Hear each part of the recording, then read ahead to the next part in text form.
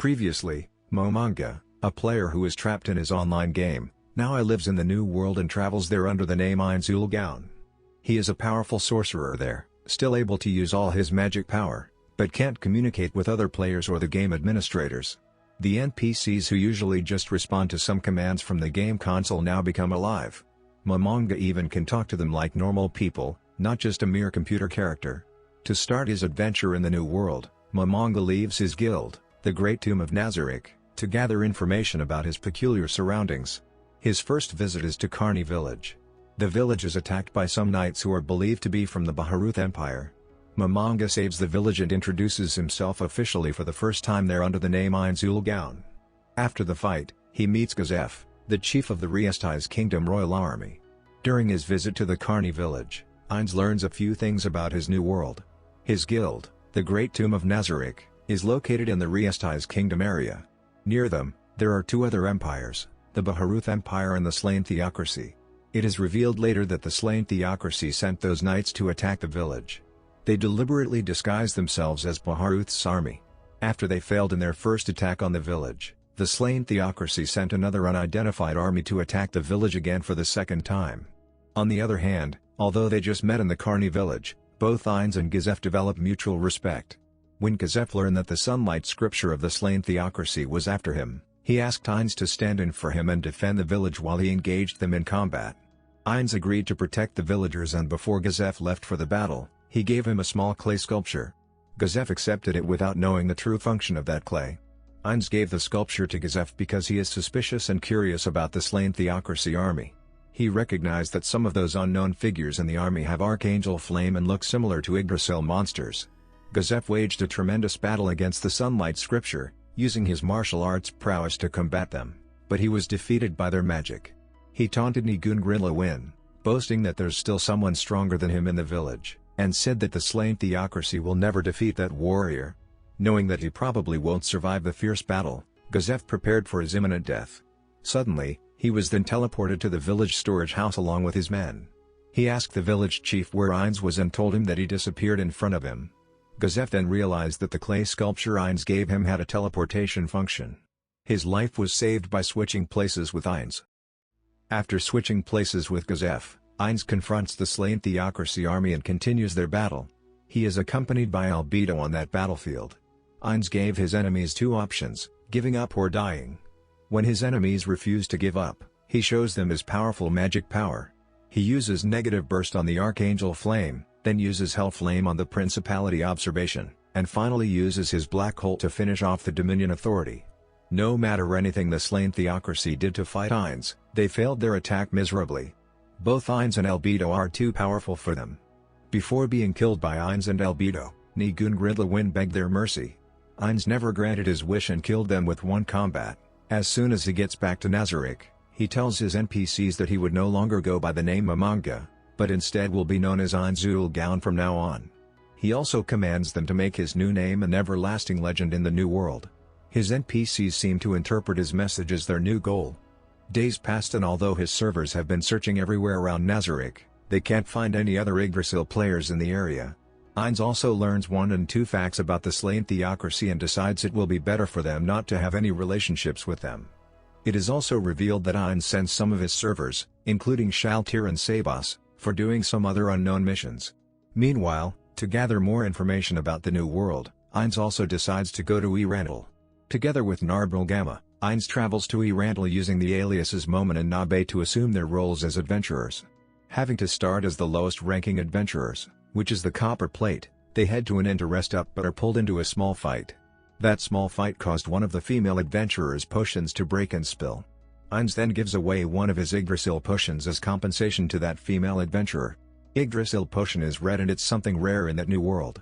That female adventurer then takes the potion to a talented witch's family, the Bearer family. The family consists of a grandma, Lizzie, and her grandson, Nfiria. The Bearer family is known for their super ability to create potions and use magic, making them renowned pharmacists in the city. Nfiria even has a special talent. He can use any kind of magic item. The Bearer family is surprised after seeing the red potion, stating that it's the perfect potion in the world and has an extremely high value. On the other hand, both Ainz and Nabe are now looking for a way to make money. They need a job, but none of them can read job advertisements in the Randall Adventurers Guild. At first, they mistakenly want to take a mithril plate adventurer job offer. Although can finish the job, the guild has rules. Adventurers should take jobs based on their rankings. Because they need to earn money, Ainz then requests the hardest job for copper rank adventurers like them. Surprisingly, Ainz and Nabe meet an adventurer group called the Swords of Darkness there. The Swords of Darkness consist of 4 members: Peter Mauk, Lecrute Volve, Dine Wonder, and Nina. They ask Ainz and Nabe to team up with them for monster expeditions. They will be paid by the government according to the monsters they killed. After consideration, Ainz and Nabe agreed to join the team. Before the team leaves the guild, they are interrupted by Nfiria Bearer. Nfiria wants to hire Ainz, whom he calls with his alias name Momen, to escort him to the Carney village because he wants to gather herbs there. At first, Ainz rejects his offer, saying that he has already agreed to join the Swords of Darkness for their monster expedition, so he can't take the offer. Ainz feels suspicious that Nfiria can make a special offer to him because he is just an unpopular copper-level adventurer who just arrived in the city. Nfiria says that he heard about Ainz's ability from his previous fight in the inn. He hires Cooper adventurers because the price is cheaper. Ainz accepts his request only if the Swords of Darkness can come along, and Nfiria agrees. Nfiria indeed has some secret intentions, but it hasn't been revealed yet. On the night after Momen has accepted the quest to escort Nfiria Bearer to gather herbs in the Crane village, a mysterious girl is shown in Randall Cemetery. The girl is Clementine. She was a member of the Slain Theocracy's Black Scripture and now affiliated with Zuranorn, a cult in that new world. She comes to meet Khajiit Ailbaduntal, a fellow Zuranorn member. They plan to kidnap Nfiria to use his talent to control a powerful magic item named Crown of Wisdom. While escorting Nfiria to the Carney village, the first part of their journey runs smoothly. Things turn ugly when their team is attacked by a large amount of orges and other strange creatures. The Swords of Darkness, Nabe, and Ainz work together to fight them and protect Nfiria. The Swords of Darkness members work together and protect each other. However, after seeing how Ainz killed those gigantic orges only with one slash, all of them admire his strength. Nabe also performs well during the fight, using her magic and lighting to kill the rest of the orges. Their group wins the battle and continues their journey. They think that Ainz's strength should be on the same level as the great warriors in the royal army.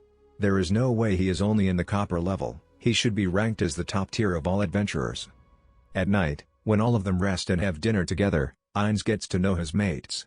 The Swords of Darkness share their background story and the group's philosophy. Their journey and the battle before make him recall his memory of when he still fought together with his friends in Yggdrasil. Ainz misses their old days in Nazarick. Unfortunately, some things will never come back. Meanwhile, that night Clementine starts to make her moves. She meets some workers whom she hired to survey the Bearer family's house. She utilizes mind control on the final worker to make him obey her after killing 3 of the workers out of pure bloodlust. Clementine thinks that she gains nothing from hiring them. Still unsatisfied at not being able to kidnap Nfiria, she again meets Khajiit in the cemetery's secret shrine.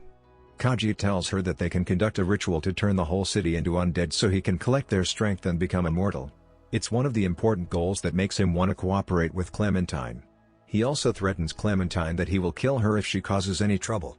Clementine launched a surprise attack on him, only to have it blocked by a summoned magic bone wall. Smiling, she leaves as if nothing happened while Khajiit, accustomed to her lunacy, simply curses her as a troublesome woman. That's the end of part 2. Thank you so much for staying with us until the end. Don't forget to like this video and subscribe to this channel for more updates. Please turn on your notifications, so you won't miss the next part. See you in the next videos.